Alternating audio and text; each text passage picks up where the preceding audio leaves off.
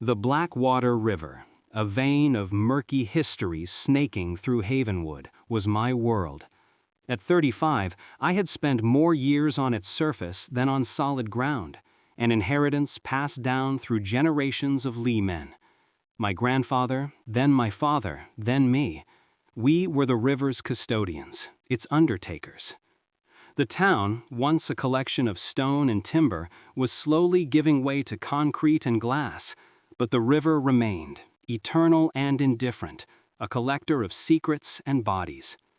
My home, a small wooden shack clinging to the bank, offered little more than shelter from the wind and rain, its timbers creaking with every gust.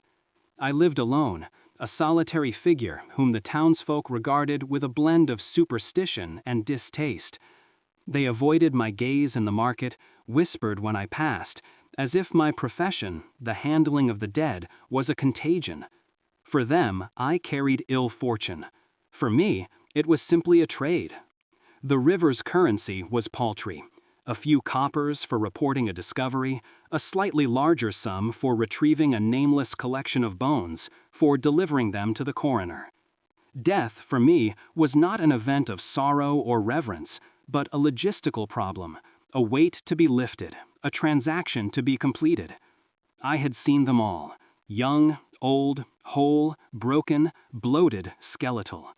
Each a transient piece of debris in the relentless current, each an anonymous payment. There was no sentiment in it, only the calloused pragmatism of a man who had long ceased to be moved by the finality of breath. My hands, scarred and weathered, knew the cold weight of flesh, the resistance of sodden clothing, the unsettling pliancy of limbs no longer bound by life. One night, the sky wept without mercy. Rain hammered the corrugated iron roof of my boat shed, a deafening drumbeat that swallowed all other sounds. The river, swollen and angry, roared past, its surface a churning, ink-black expanse. I was out, a solitary silhouette against the distant, blurred glow of Havenwood's few streetlights, my small skiff battling the currents. A flicker in the beam of my lantern caught my attention, a pale shape caught amongst the reeds near the western bank. Another one. A young woman, I could tell even from a distance, her hair fanning out around her face, a dark halo in the gloom. I maneuvered the skiff, grappling hook at the ready. The current fought back, trying to snatch the body away, to keep it secret. I brought the boat closer, the air suddenly heavy with the metallic tang of rain-soaked earth and the faint, sweet decay that always accompanied my finds. I reached out, my gloved hand seeking purchase on her shoulder, intending to pull her closer, to loop the rope around her. Her skin, even through the thin fabric of her dress, was impossibly cold, a deeper chill than the river itself. Then, a sudden, impossible jolt. Her hand, submerged until that moment, shot up from the water. Its fingers, rigid and pale, locked onto my right wrist. Not a gentle touch, but a grip, tight and uncompromising. It was the grip of desperation, of a strength that defied the stillness of death. The force was unexpected, savage. My body lurched forward, pulled by an unseen tether. The cold current instantly consumed my arm, then my shoulder, dragging me down into the frigid depths of the Blackwater. A gasp tore from my throat, immediately filled with the bitter taste of river water. The shock of the cold seized my lungs, stealing my breath. Panic, a primal beast I rarely encountered, clawed at my chest. I thrashed, my free hand scrambling for the edge of the skiff, for anything solid. My boots, heavy with the river mud I never quite shook off, dragged me deeper. The current, once a familiar adversary, became a suffocating embrace, pulling me down, down. My vision blurred, the distant lights of the town dissolving into an abstract smear. My chest burned, my head pounded. I could feel the inexorable pull, the silent, relentless demand from beneath the surface. Death, usually an abstract concept I simply processed, was suddenly a cold, undeniable presence, its icy breath on my face. I fought with a ferocity born of sheer will. Every muscle screamed, every sinew strained. My mind, usually so clear and practical, was a jumbled mess of fear and confusion. I kicked, twisted, pulling against that unyielding grip. The pain in my wrist was a dull ache, then a sharp throb as I ripped myself free. With a final, desperate surge, I broke the surface, gasping, choking, my body trembling uncontrollably. I clung to the side of the skiff, coughing up water, my lungs burning. The woman's body, released from its hold, drifted a few feet away, her hand now limp and submerged once more. I hauled myself back into the boat, shivering, soaked to the bone. My heart hammered against my ribs, a wild drumbeat echoing the rush of the river. I stared at my wrist, a faint, angry red mark already forming where her fingers had been. It was absurd. Dead muscles don't contract with such force. Not like that. Not with that intent. I squeezed my eyes shut, willing the image away. It was fatigue, the late hour, the relentless rain, the chill. My mind, exhausted, had played a trick. Just a spasm, I muttered, the words tasting like river water. A final, involuntary clench. Or maybe, I added, trying to reassure myself, I was too close to the bank, scraped against something. Must be tired, that's why I flinched like that. I retrieved the body, the task now imbued with an unsettling edge. The weight felt heavier, the cold felt colder. Days bled into weeks. The incident replayed in my mind, a persistent, unwelcome loop. I kept telling myself it was nothing, a fluke, a momentary lapse in judgment, combined with an overactive imagination fueled by exhaustion. My work continued. The river, as always, provided. One late evening, the sun had already surrendered to the encroaching darkness. A thin, almost imperceptible mist clung to the surface of the Blackwater, blurring the outlines of the distant trees. I sat in my skiff, moored near a cluster of old willow trees, casting my nets. The air was still, heavy with the scent of damp earth and the subtle, earthy perfume of the river itself. Only the distant, melancholic sigh of the old lighthouse carried across the water, its beam sweeping a slow, deliberate arc across the vast expanse.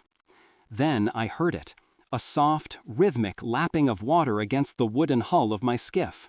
It was too regular, too precise to be mere currents.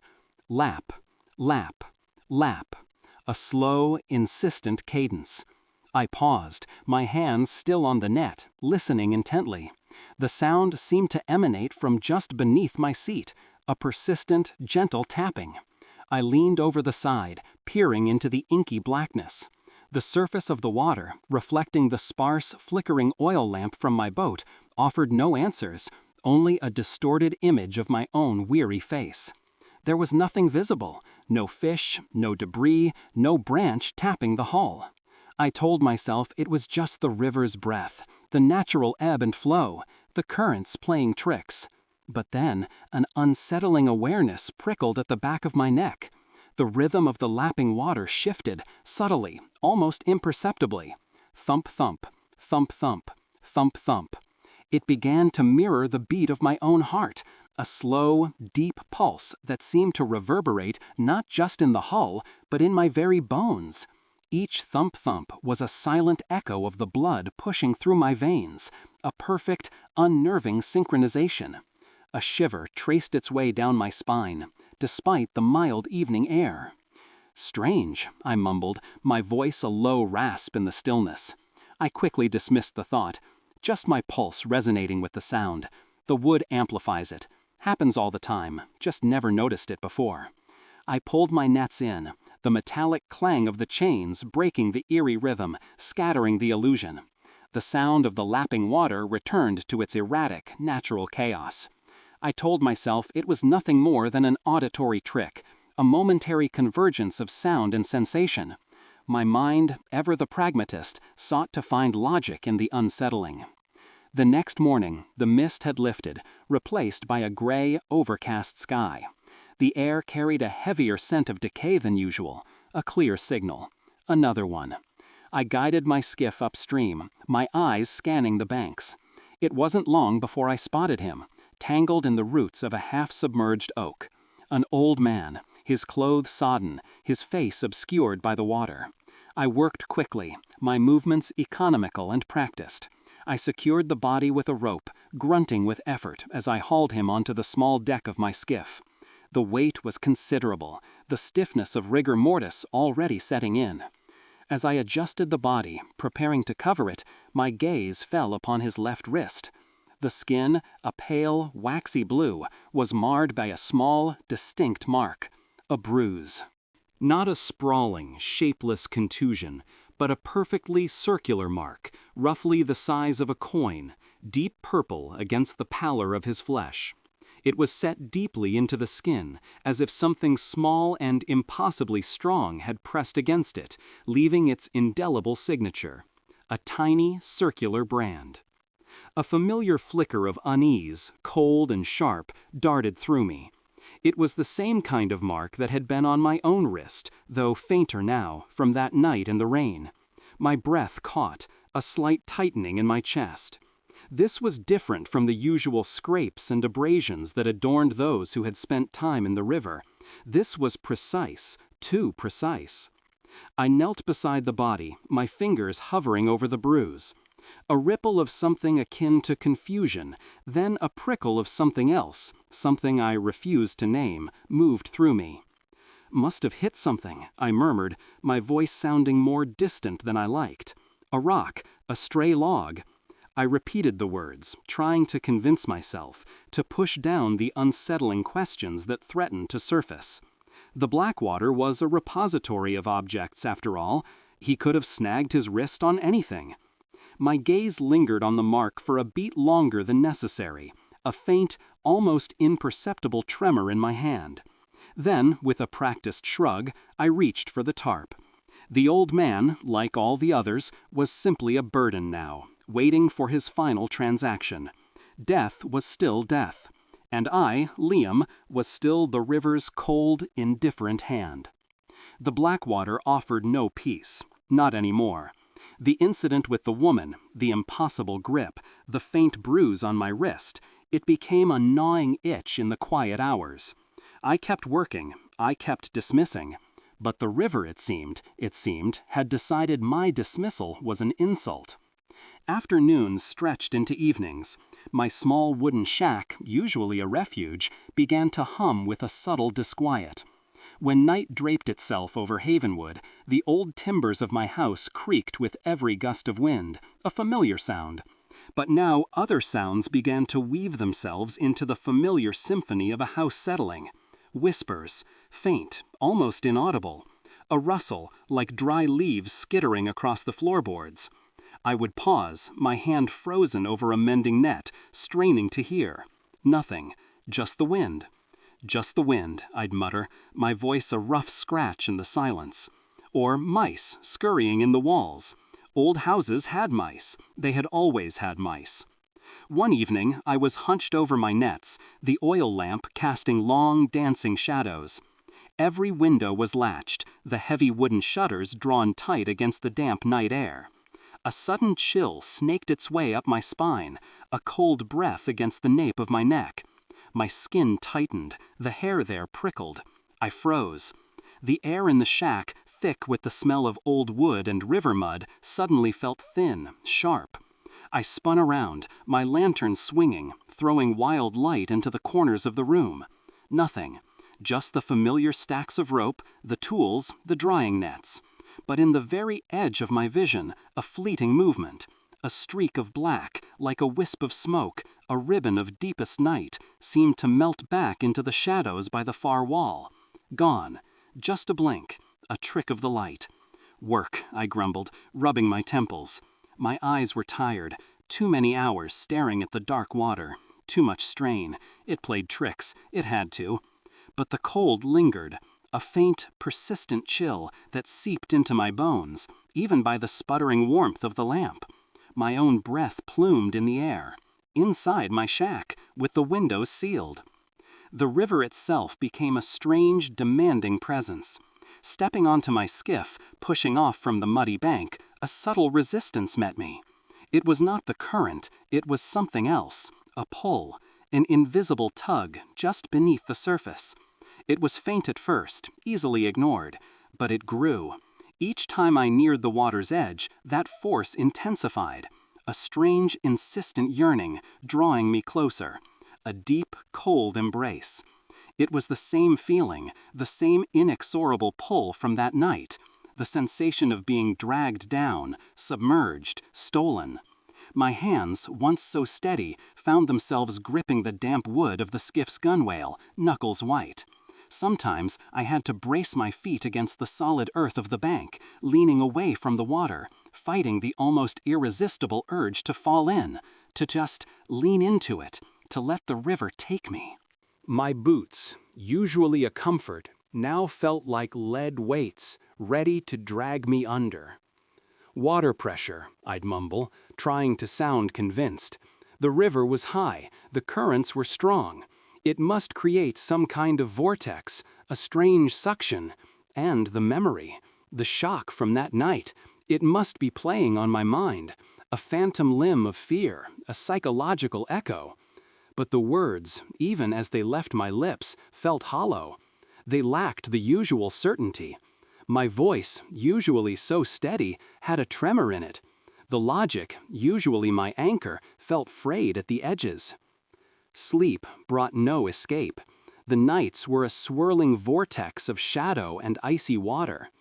The woman, the one from the river, the one who had pulled me, she was no longer a faceless, nameless corpse. In my dreams, she was clear. Her face, pale and distorted by the water, was etched with a profound sorrow. Her eyes, once vacant, now held a piercing, desperate plea. A story, an untold agony that seemed to claw at the edges of my subconscious. She would reach for me in the dream, not to drag me down, but to touch, to show. Her lips moved, though no sound escaped the dream's watery silence, only the echo of her suffering. I would wake in a cold sweat, my heart a frantic drum against my ribs, the image of her eyes burning behind my eyelids. The dreams were too vivid, too real. They began to unravel the carefully constructed explanations I had built. The fluke, the fatigue, the psychological echo. They were all crumbling, one by one. There was something undeniably strange. One morning, the sun was a weak smear behind a perpetual gray sky. The air, heavy with the usual dampness, carried a particularly sharp, cloying scent of something gone wrong. A new find. The river had delivered again. I guided my skiff, the invisible pull, almost a tangible hand on my back, towards a small, forgotten tributary.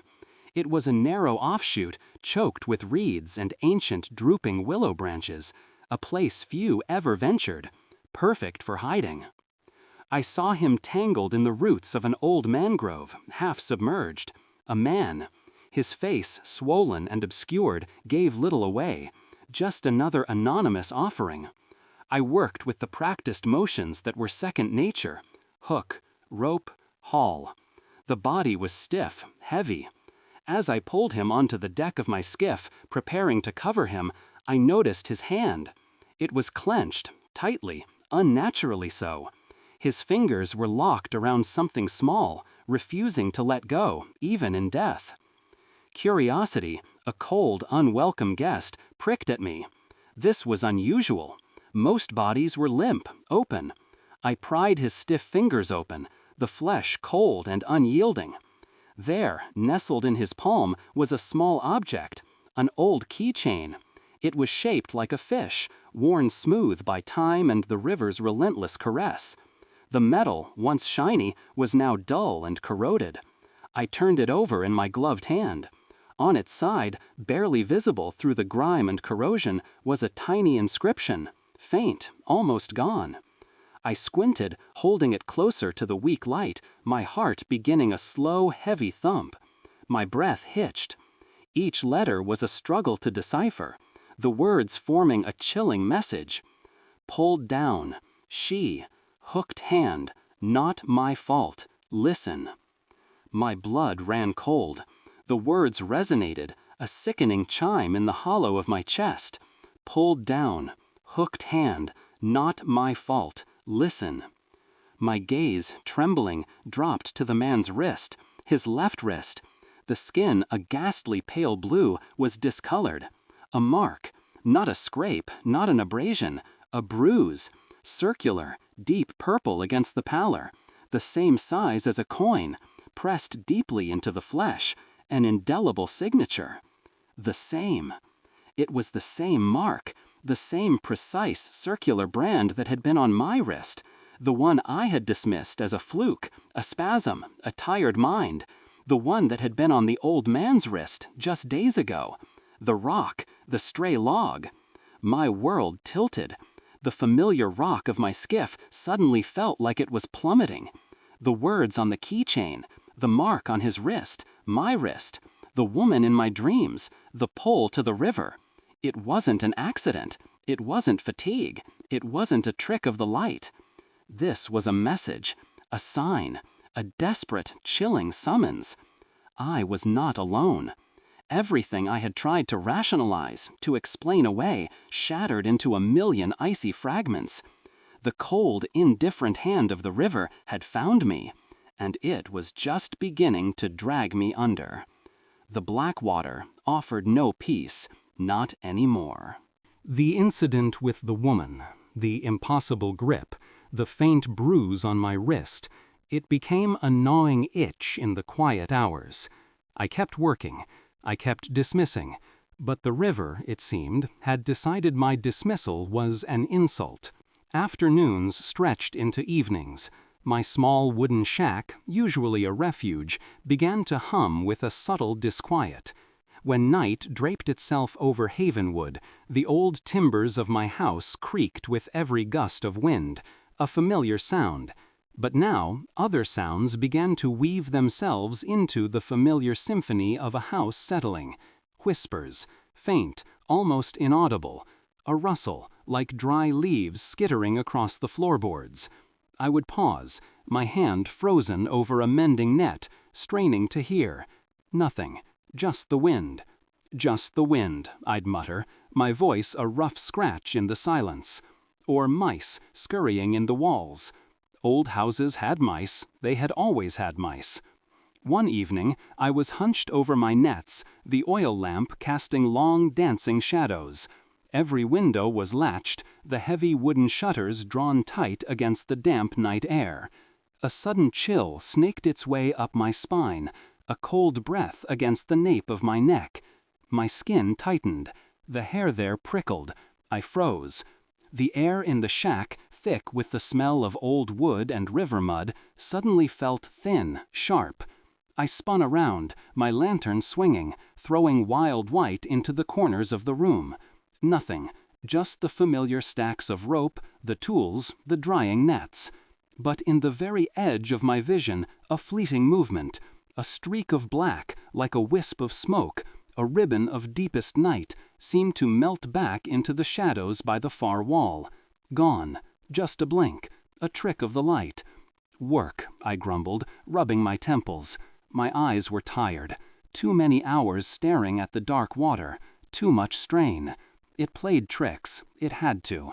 But the cold lingered, a faint, persistent chill that seeped into my bones, even by the sputtering warmth of the lamp. My own breath plumed in the air, inside my shack, with the windows sealed. The river itself became a strange, demanding presence. Stepping onto my skiff, pushing off from the muddy bank, a subtle resistance met me. It was not the current. It was something else, a pull, an invisible tug just beneath the surface. It was faint at first, easily ignored. But it grew. Each time I neared the water's edge, that force intensified. A strange, insistent yearning, drawing me closer. A deep, cold embrace. It was the same feeling, the same inexorable pull from that night. The sensation of being dragged down, submerged, stolen. My hands, once so steady, found themselves gripping the damp wood of the skiff's gunwale, knuckles white. Sometimes I had to brace my feet against the solid earth of the bank, leaning away from the water, fighting the almost irresistible urge to fall in, to just lean into it, to let the river take me. My boots, usually a comfort, now felt like lead weights, ready to drag me under. Water pressure, I'd mumble, trying to sound convinced. The river was high, the currents were strong. It must create some kind of vortex, a strange suction. And the memory, the shock from that night, it must be playing on my mind, a phantom limb of fear, a psychological echo. But the words, even as they left my lips, felt hollow. They lacked the usual certainty. My voice, usually so steady, had a tremor in it. The logic, usually my anchor, felt frayed at the edges. Sleep brought no escape. The nights were a swirling vortex of shadow and icy water. The woman, the one from the river, the one who had pulled me. She was no longer a faceless, nameless corpse. In my dreams, she was clear. Her face, pale and distorted by the water, was etched with a profound sorrow. Her eyes, once vacant, now held a piercing, desperate plea. A story, an untold agony that seemed to claw at the edges of my subconscious. She would reach for me in the dream, not to drag me down, but to touch, to show.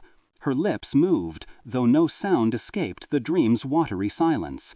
Only the echo of her suffering. I would wake in a cold sweat, my heart a frantic drum against my ribs, the image of her eyes burning behind my eyelids. The dreams were too vivid, too real. They began to unravel the carefully constructed explanations I had built, the fluke, the fatigue, the psychological echo. They were all crumbling, one by one. There was something undeniably strange. One morning, the sun was a weak smear behind a perpetual gray sky. The air, heavy with the usual dampness, carried a particularly sharp, cloying scent of something gone wrong. A new find. The river had delivered again. I guided my skiff, the invisible pull almost a tangible hand on my back, towards a small, forgotten tributary. It was a narrow offshoot, choked with reeds and ancient drooping willow branches, a place few ever ventured, perfect for hiding. I saw him tangled in the roots of an old mangrove, half submerged, a man. His face, swollen and obscured, gave little away. Just another anonymous offering. I worked with the practiced motions that were second nature. Hook, rope, haul. The body was stiff, heavy. As I pulled him onto the deck of my skiff, preparing to cover him, I noticed his hand. It was clenched, tightly, unnaturally so. His fingers were locked around something small, refusing to let go, even in death. Curiosity, a cold, unwelcome guest, pricked at me. This was unusual. Most bodies were limp, open. I pried his stiff fingers open, the flesh cold and unyielding. There, nestled in his palm, was a small object, an old keychain. It was shaped like a fish, worn smooth by time and the river's relentless caress. The metal, once shiny, was now dull and corroded. I turned it over in my gloved hand. On its side, barely visible through the grime and corrosion, was a tiny inscription, faint, almost gone. I squinted, holding it closer to the weak light, my heart beginning a slow, heavy thump. My breath hitched. Each letter was a struggle to decipher, the words forming a chilling message. Pulled down, she, hooked hand, not my fault, listen. My blood ran cold. The words resonated, a sickening chime in the hollow of my chest. Pulled down, hooked hand, not my fault, listen. My gaze, trembling, dropped to the man's wrist, his left wrist. The skin, a ghastly pale blue, was discolored, a mark, not a scrape, not an abrasion, a bruise, circular, deep purple against the pallor. The same size as a coin, pressed deeply into the flesh, an indelible signature, the same. It was the same mark, the same precise circular brand that had been on my wrist, the one I had dismissed as a fluke, a spasm, a tired mind. The one that had been on the old man's wrist just days ago, the rock, the stray log. My world tilted. The familiar rock of my skiff suddenly felt like it was plummeting. The words on the keychain, the mark on his wrist, my wrist, the woman in my dreams, the pull to the river. It wasn't an accident. It wasn't fatigue. It wasn't a trick of the light. This was a message, a sign, a desperate, chilling summons. I was not alone. Everything I had tried to rationalize, to explain away, shattered into a million icy fragments. The cold, indifferent hand of the river had found me, and it was just beginning to drag me under. The cold grip of the keychain in my hand was real. The bruise on the dead man's wrist was real. My own fading mark, still faintly visible when I pressed my thumb to it, was real. My world, the one I had carefully constructed with logic and indifference, had fractured. My heart slammed against my ribs, a frantic prisoner. Not alone. This wasn't some solitary torment. It was a pattern, a cruel, deliberate design, and I was now a part of it. I needed answers. The river offered none, only dead men and cryptic warnings. But Heavenwood, the old town, had whispers, stories buried deep under layers of modern paint and new asphalt, stories the old folks still held on to, tucked away in their memory like forgotten river stones. I tried to recall her face, the woman from that night, the one who started it all. I closed my eyes, forcing my mind to replay the scene, the moment her icy grip clamped onto my wrist. I focused on her features, the way the water had distorted them, the hair fanned around her head. An image began to coalesce, blurry at first, then sharper. The curve of her cheek, the line of her jaw. But as her face solidified in my mind, a violent tremor shook my resolve. Her features began to ripple, to pull apart. Her mouth stretched, impossibly wide. Her eyes became hollow black pits, swallowing all light. Her lips moved, forming words I had never heard, words that clawed their way into my thoughts, though no sound passed through the dream's veil. Find, her, help, me, free. I gasped, my eyes snapping open. The small shack swam before me, a familiar space suddenly alien. Cold sweat slicked my skin, my shirt clinging damply. My breath hitched, ragged and uneven. Find her. Help me free. Not my memory. Something else. Something planted. A seed of terror taking root in my own mind, twisting my thoughts. How could I trust what I saw, what I heard, even what I thought? My own consciousness felt invaded. Panic, cold and sharp, spurred me from the skiff. I stumbled onto the muddy bank, leaving the dead man, the keychain, and my fractured sanity behind. The river, with its relentless pull, felt like a gaping maw at my back. I needed a different kind of knowledge, the kind whispered in hushed tones, hidden behind closed doors, the kind the old ones knew. My boots crunched on the gravel path, the sound too loud in the morning's muted light. I walked, half running, through the narrow, winding streets of Havenwood, past houses that sagged with age, their windows like blind eyes. My destination was a small, decaying cottage at the edge of town, half hidden by a tangle of weeping willow branches that brushed the ground like sorrowful fingers. The house looked like it had grown from the earth itself, its timbers warped, its roof a patchwork of moss and rust. I lifted my fist, knuckles raw, and knocked on the warped wooden door. The sound was flat, dead, swallowed by the thick silence that clung to the house. No response. I knocked again, harder, my heart thumping against my ribs. The door stood unmoving, solid, as if petrified into the very frame of the house. I leaned my shoulder into it, pushing with all my strength. It didn't budge, not an inch. It was as unyielding as solid rock. Then, from inside, a faint click. Barely a sound, the soft, precise click of a latch disengaging. And then, slowly, silently, the door began to swing inward.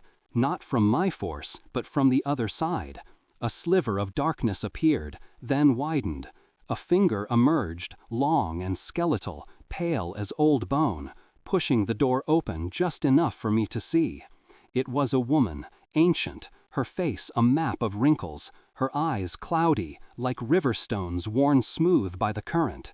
She looked at me, her gaze holding a profound knowing, as if she had been expecting me, waiting for me all along. I stared at her, then back at the door. It stood open, but when my gaze fell upon its edge, the wood seemed to stiffen, returning to its unyielding, immovable state. Had it moved? Had I pushed it? Or had it always been like that, and my perception was just playing cruel tricks? The old woman's eyes, devoid of surprise, seemed to confirm a truth I wasn't ready to face. The world around me, once so concrete, was now melting at the edges. The old woman, Old Mother Ling, led me into a small, cluttered room.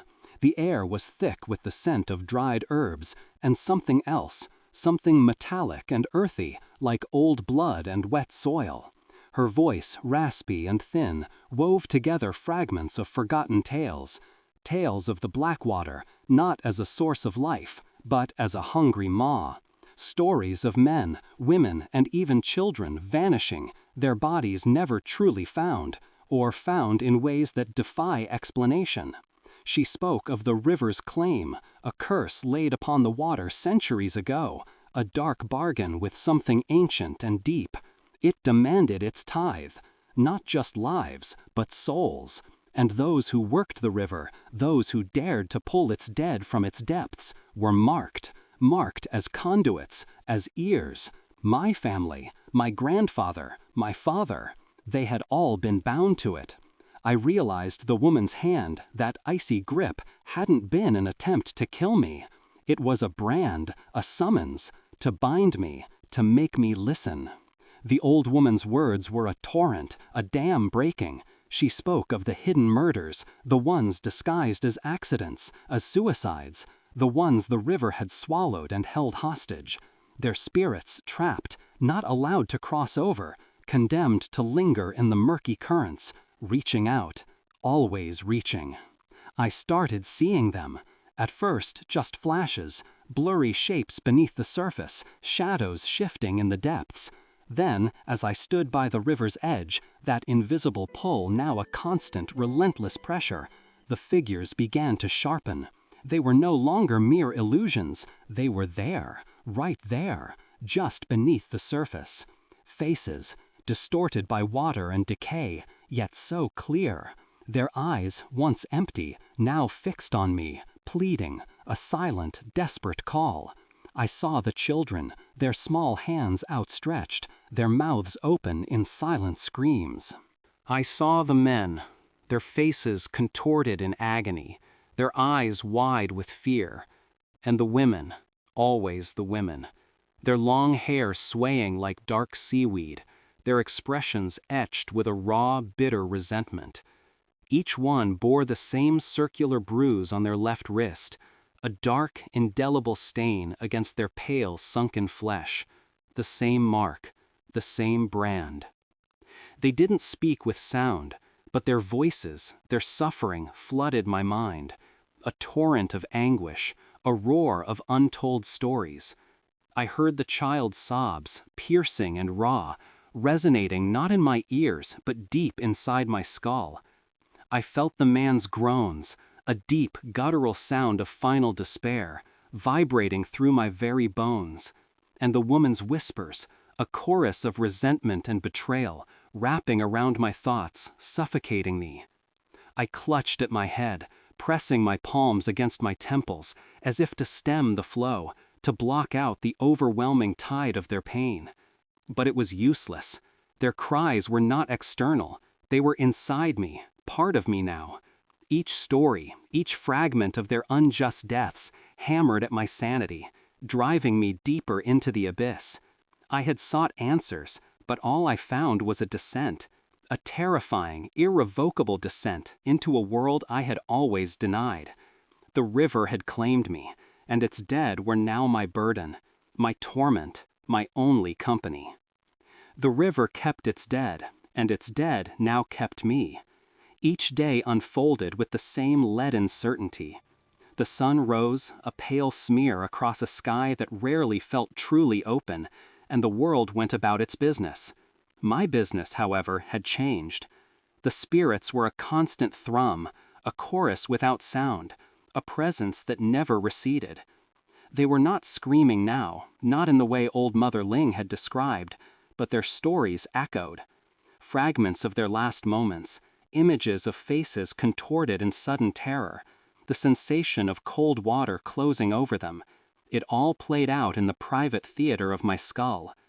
I moved through my days, hauling my skiff, mending nets, cleaning the mud from my boots, but my thoughts were no longer my own. My mind had become a hollow chamber for their collective anguish. I would stand by the water's edge, my calloused hands gripping the rough wood of the skiff, and the pull was always there. It wasn't a gentle invitation. It was a firm, invisible hand on my back, a relentless push towards the depths. My feet fought the urge to shuffle forward. My muscles ached from the constant internal resistance. It was less a physical current and more a memory of sensation, a phantom weight dragging at my chest, a cold embrace I knew intimately. Each time I stepped back, away from the hungry maw. Each time a small part of me wondered if I should just let go. The town, Havenwood, looked the same. The old houses leaned into each other, their windows watching. The new asphalt on the main street steamed slightly after a morning drizzle. But I saw it differently now. I saw the edges, the cracks, where the old town bled into something else. The whispers I had once dismissed as wind or mice now felt like a living membrane, clinging to the air, always just out of reach, yet always present. I started to notice things. A child's toy half buried in river mud, a faded scarf snagged on a low branch near the bank, a single waterlogged shoe. Each item hummed with a resonance, a silent echo of a story. They all belonged to the dead, my dead. The dreams of the woman, the first one, persisted. Her face, no longer fragmented, was a tapestry of profound sorrow. Her eyes, those deep, liquid pools, held a gaze that fixed on me. She no longer reached to pull me down, but rather her hand hovered, pointing, always pointing, not at me, but beyond me, towards something in the shadows, towards a destination. And the words, which had been unformed whispers, solidified. Find, him, free, us. The clarity in my dreams was sharper than the waking world.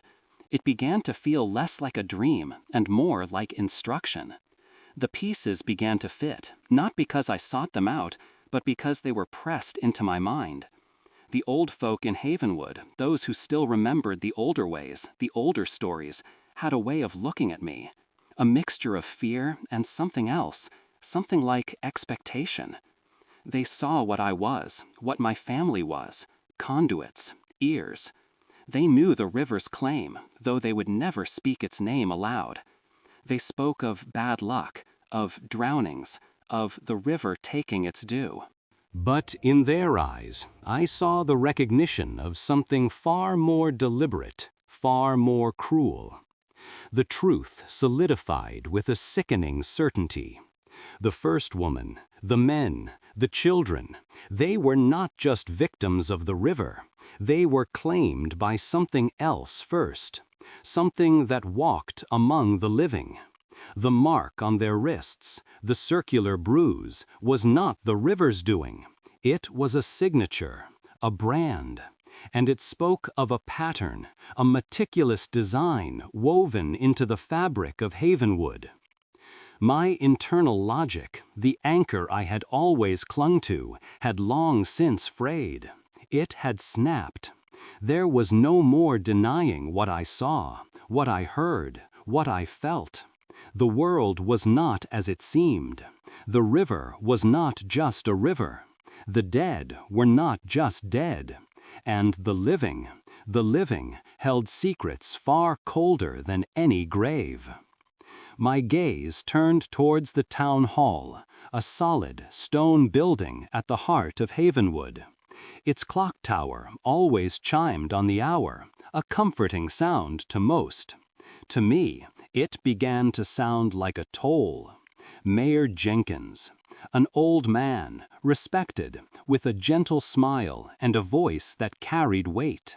He had served Havenwood for decades, seen it grow from a sleepy ancient port to a place trying to shed its skin. Everyone trusted him. Everyone admired him. But the eyes of the dead in my head, they pointed.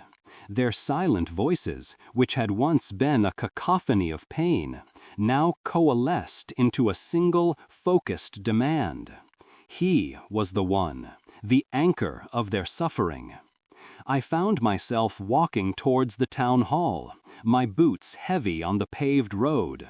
The sky was still gray, a thin, wet mist clinging to the air. My hands, calloused and rough from years of hauling, felt oddly delicate as I pushed open the heavy oak door of the building. The air inside was warm, dry, smelling of old paper and wood polish, a world away from the damp, earthy scent of the river. I walked down a corridor lined with old photographs, grinning faces from forgotten festivals, stern-faced founders, rows of mayors, their smiles growing thinner with each passing decade. And then, his face, repeated in different stages of life, always with that calm, gentle smile, Mayor Jenkins. His office door was ajar. I pushed it open slowly. He sat behind a large mahogany desk, bathed in the soft, diffused light from a tall window. Bookshelves lined the walls, filled with thick volumes. On the desk, neatly stacked, were town records. On the wall behind him hung a framed map of Havenwood, its river snaking through the center like a dark, living vein. He looked up, his smile not faltering, as if he had been expecting me. "Liam," he said, his voice a low, even murmur. "Come in. You look weary." I stepped into the room, the door swinging shut behind me without a sound. The latch clicked, soft and final. My eyes scanned the room, searching for something, anything that felt out of place. But it all looked proper, respectable. The silence in the room was not the oppressive silence of my shack, but a polite, ordered quiet. He gestured to the chair opposite his desk. I did not sit. My hands found the cool wood of a bookshelf, my fingers tracing the spines of forgotten histories. He watched me, his gaze unblinking. "So," he said, his smile spreading just a fraction wider, "you've seen them, haven't you?" My breath hitched.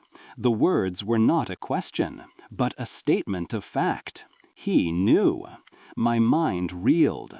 The endless nights, the cold whispers, the blurred movements at the edge of my sight, the inexorable pull of the river, the woman's desperate plea in my dreams, the keychain's chilling message, the marks on the dead, the flood of their silent anguish that had fractured my sanity. I saw it all again, a torrent behind my eyes. "What have you seen?" he asked again, his voice still low, still calm, but now with an underlying current that felt like ice water. A voice resonated in my head, not his, but my own, echoing back the unspoken horrors, the unasked questions. It was the internal dialogue I'd had with myself, but amplified, given a terrifying external presence. He heard it. He heard my thoughts. The mayor nodded slowly, his eyes never leaving mine. "You've seen correctly," he affirmed, the smile now a fixed thing, devoid of warmth. He paused, his gaze drifting to the map on the wall. "And you, the net tender, you must also understand." He held out his hand. It was pale, the skin thin and wrinkled, but there was a strange, almost luminescent quality to it. It looked old, ancient. "Take it," he commanded. A sudden, sharp cold descended in the room. It wasn't just a chill, it was a physical press, a weight. It felt like 1,000 invisible hands, cold and firm, wrapped around my chest, my arms, my legs, pinning me in place. They pulled at me, not violently, but with an inexorable, gentle force that promised no escape. My muscles tensed, my jaw clenched, but there was no fight left in me. My will, once stubborn and unyielding, now felt thin, like stretched cloth, about to tear. I could feel myself being drawn forward, my feet sliding unwillingly on the polished floor towards his outstretched hand. Acceptance. It was a cold, bitter draft, forced down my throat. He lowered his hand slightly, a gesture of almost dismissive impatience. "Your family, Liam," he began, his voice taking on a narrative quality, like a teacher explaining a difficult concept to a slow student. "They were never protectors, not in the way the old stories twist it." He chuckled, a dry, rustling sound. "They were gatekeepers, simple, useful tools. My mind, though trapped, tried to resist, but the invisible hands held me fast. The river," he continued, "it needs its balance. A bargain was made, centuries ago. Power for containment." He gestured vaguely at the map. "Those spirits you've been seeing, those poor lost souls?" He smiled, a genuine, mirthless smile this time. "They are not meant to cross over. They are bound, tethered, to the river, to Havenwood. And your family's work, your precious body retrieving?" He leaned forward, his eyes glinting. "That was the ritual. Not to recover the dead, but to ensure they stayed where they belonged, sealed, contained. A sacrifice, you see. The mark on my wrist, the one that had faded, then reappeared, the one on the dead men, the one on the woman in my dreams." He pointed a long, skeletal finger at my left wrist. "That is the brand, the binding, to the cycle, to the river's claim." A surge of pure, raw terror, a desperate animal instinct, flared within me. I ripped my gaze from his, from that terrible, knowing smile. I lunged towards the door. My hands, shaking, clawed at the polished wood, searching for the handle. There was nothing. No handle, no latch, no hinges. The door, moments ago a simple panel of oak, was now a solid, seamless wall. Cold, unyielding. It felt like carved rock. My fists hammered against it, a frantic, desperate rhythm. No sound. My knuckles connected with the wood, but there was no impact, no echo.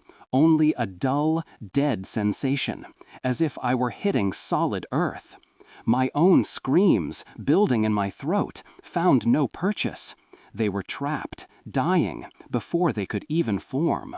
I turned back, my heart a frantic drum against my ribs, expecting to see Mayor Jenkins, still smiling, still sitting calmly behind his desk. But the figure behind the desk was no longer Jenkins. His form wavered, blurring at the edges, shedding its human skin like a discarded garment. The polite, ordered quiet of the office fractured, not with sound, but with a palpable shift in the air, a profound wrongness. The skin of his face stretched, thinned, pulling back from bone, until it was gone, replaced by a slick, wet surface. His eyes, once cloudy human eyes, dissolved into smooth, featureless depressions. His body elongated, becoming an undulating, dark mass, slick and glistening. It had no discernible limbs, no familiar shape, only a vast, gaping mouth that opened impossibly wide, a dark maw endlessly sucking in the very air of the room. It moved with a slow, deliberate undulation, pulling itself forward across the desk, a creature of the deep, risen to the surface. At the same instant, the room began to dissolve. The framed map on the wall, the thick books, the polished desk, the very walls themselves, they all softened, losing their form. They did not melt with a hiss or a gurgle, they simply turned. Into mud, into water. The solid surfaces became a thick, heavy slurry, oozing down, pooling on the floor, rising slowly. The photographs warped, their smiling faces contorting into liquid grimaces before dissolving into the murky current. The silence was the deepest terror. No splash, no slosh, just the relentless, silent transformation. My feet, still rooted to the dissolving floor, began to sink. The mud rose to my ankles, then my knees, pulling at me with a soft, insistent embrace. I tried to lift my legs, to pull free, but the effort was useless. My muscles, stiff with terror, felt like they belonged to someone else. My body leaned back, my head tilting towards the ceiling, which too was now a viscous, dripping membrane. The eyeless thing, the ancient river entity, loomed closer, its vast, sucking mouth drawing me nearer. I felt the cold, muddy water rise around my waist, then my chest. It filled my lungs, not with a sudden shock, but with a slow, deliberate infiltration, a calm invasion. I could not scream. I could not fight. The invisible hands, countless and cold, pressed against me, ushering me deeper. I was part of the flow, part of the river. The resistance had ended. My mind, shattered into a million pieces by the torrent of dead voices and the grim revelation, finally gave way. I sank, a heavy, unprotesting weight. There was no more fear. Only the cold, dark current. Only the quiet, final acceptance. The cold did not end. It simply shifted. One moment, the river's depths had claimed me, pulling me into a current of mud and oblivion. The next, I lay coughing on the same bank, the gray light of dawn barely breaking through a sky that felt bruised.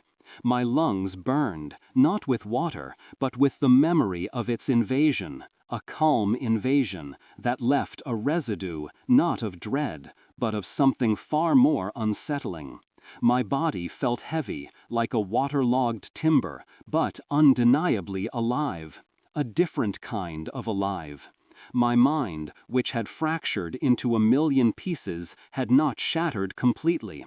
It had rearranged itself, each shard finding a new, terrifying place, held together by a thread of something colder than fear. The man who had walked into Mayor Jenkins' office had drowned. What rose from the river that morning was something else. The town hall stood, a silent sentinel against the dawn. My clothes clung to me, soaked and heavy, leaving trails of river mud on the cobbled streets as I walked. There was no plan in my head, only a quiet, insistent urge.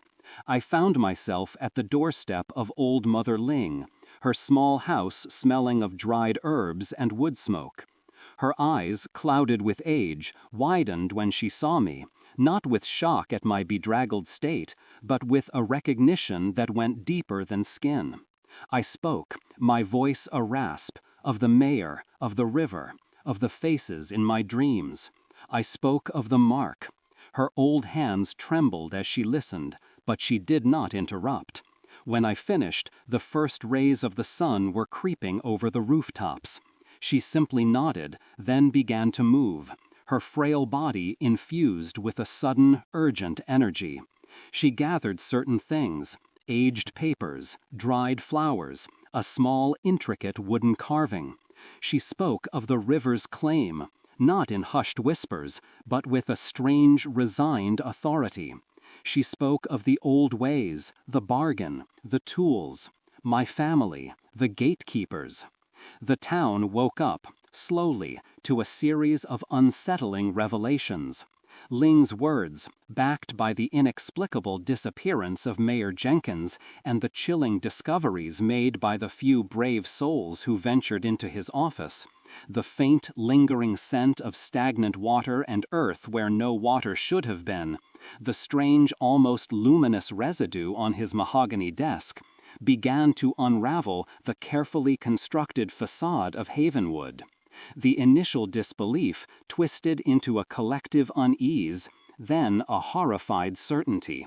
The old stories, once dismissed as folklore, clawed their way back into the light. People spoke in lowered tones, their gazes darting towards the river, towards the town hall, towards me. I moved through it all, a silent observer in a play I had once unknowingly been a part of. The whispers that followed me were different now, not just fear, but a new kind of respect, tinged with a terror I could taste on the air. I had exposed their beloved mayor, the man who had guided their town for decades. I had shown them the monster that lurked beneath their tranquil surface. But in doing so, I had also confirmed their deepest, most ancient fears. The dead had spoken through me, and the living were forced to listen. My work by the river continued, but the intent had changed. The spirits were not gone. They were still there, a constant presence, no longer screaming for my attention, but thrumming with a shared, profound knowledge. They had been freed, or so I believed. The mark on my wrist, which had faded and reappeared countless times, now felt less like a brand of slavery and more like a permanent tether, a channel. I continued to haul my skiff, to mend my nets, to clean the mud from my boots, but my eyes saw beyond the shifting surface of the Han Tui. I saw the currents beneath, the hidden depths, the secrets it cradled, and I felt the river's pulse, its vast, indifferent consciousness, now a part of my own. My life settled into a rhythm that felt both familiar and alien. The isolation persisted, yet it was no longer a burden. It was a shield, a necessary distance from a world that could not understand the truths I now carried. The Han Tui flowed, ceaseless and unforgiving, and I, Liam, the body retriever, was bound to it. I was its reluctant gatekeeper, its unwilling confessor. The scar on my wrist was a constant reminder, a cold pulse beneath my skin. And deep inside, where fear once resided, there was now only a profound, echoing cavity, filled with the murmurs of the unseen. One afternoon, the sky, a thin sheet of gray, wept a fine, persistent drizzle. The air was heavy, tasting of wet earth and distant rain. I sat on my old skiff, rocking gently against the bank, the rhythmic slap of water against wood, a steady companion. A figure appeared on the path, a man, perhaps in his late 20s, dressed in clothes too clean for the muddy track. He carried a camera, held uselessly against the rain. A lost tourist, seeking shelter, or perhaps drawn by the whispers of the mysterious body retriever. He stumbled down the bank, his eyes wide with a mixture of curiosity and unease as he took in my weathered shack, the tools of my trade, and me, a silent, mud-stained silhouette against the darkening river. He spoke, his voice tentative, asking about the town, about the river, about my work. He had heard stories. I listened, my gaze fixed on a distant point on the river's surface, a ripple that was not quite a ripple. Then I began to speak. My voice was low, rough from disuse, but clear, carrying over the soft sounds of the rain. I told him of the river, of the bodies it kept, of the cold, indifferent embrace of death. I spoke of a night, not so long ago, when a young woman's body had drifted to the shore.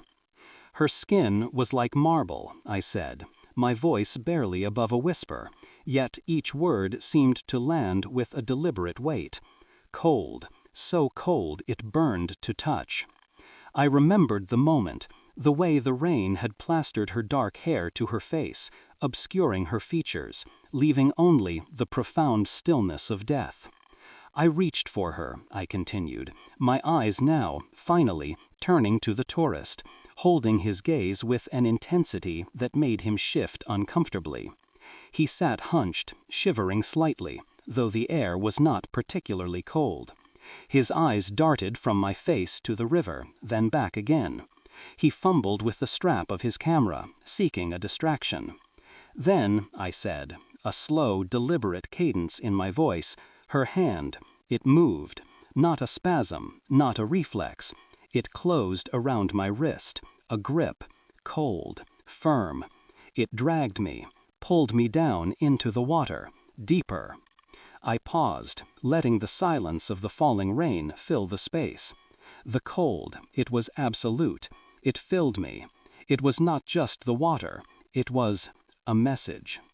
He swallowed hard, his throat bobbing. He tried to speak, but no words came. He looked at my left wrist, at the faint circular mark that sometimes pulsed beneath the skin. The bodies, I continued, ignoring his attempts to interrupt. After that night, I saw it on them, a small mark, on their wrists, a perfect circle, a bruise, but not from struggle. It was a kind of invitation. The tourist's hands tightened on his knees. He cast a nervous glance towards the darkening sky, then back at me, his face pale in the dim light. He wanted to leave, I could feel it, but something held him. Perhaps the same strange, insistent pull that held me to the river. I stopped talking. The only sound was the incessant drumming of rain on the skiff's canvas. I looked at him, my eyes, I knew, holding a reflection of the river's depths, empty but profound. It did not want to kill me, I said, my voice a soft murmur, yet it seemed to echo in the small space, cutting through the sound of the rain. It wanted me to become a part of it, a bridge, and a sign. Slowly, deliberately, I rose from my seat. My boots made no sound on the wet wood of the skiff. I stepped towards the tourist, who instinctively pressed himself further back against the gunwale, his breath catching in his throat. I extended my right hand. My fingers, gnarled and scarred from years of grappling with ropes and wet wood, moved with a strange, almost delicate precision. I reached for his left wrist, gently taking it in my hand. He flinched, a small involuntary movement, but did not pull away. He simply watched, his eyes wide and unblinking, fixed on my face. My fingers closed around his wrist, not a crushing grip, not a violent hold. It was a gentle squeeze, a soft, almost tender pressure, like a greeting, a moment of recognition. But I saw his eyes widen further. A shiver coursed through him, visible in the slight tremor of his body. He felt it, the cold, a sharp, piercing cold that surged through his arm, deeper than the damp air or the river's chill. He looked down at his wrist, where my fingers still rested. And there, just beneath the pale skin, a small, perfectly round bruise began to bloom. A faint, almost imperceptible discoloration at first, then darkening, deepening, until it was a clear, circular mark pressed into his flesh. A dark, echoing invitation. I smiled then, a slow, empty smile that did not touch my eyes. My gaze, I knew, held the glint of the river's deepest, darkest secrets. "Now you understand too, don't you?" I whispered, my voice blending with the soft, ceaseless slap of the river against the skiff, a sound that would last forever. Death, it's not the end. It's just the beginning of a new story. Yours.